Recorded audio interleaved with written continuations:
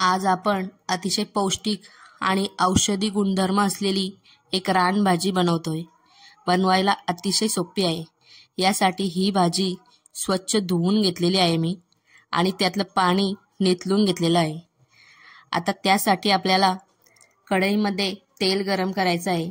तेलामध्ये आपण जिरं घालायचं आहे। जिरं चांगलं तडतडलं की त्याच्यानंतर आपण हिंग घालून घ्यायचं आहे। त्यानंतर ठेचलेलं लसूण, हिरवी मिरची ही टाकून चांगली परतवून घ्यायचं आहे। त्याच्यानंतर हळद घालून घ्यायची आहे फोडणीमध्ये। त्याच्यानंतर ही भाजी घालून 1 ते 2 मिनिटे भाजी चांगली परतवून घ्यायची आहे। थोडी परतवून झाल्याच्या नंतर थोडं मीठ घालून घ्यायचं आहे याच्यामध्ये। पुन्हा ही भाजी परतवून घेते मी।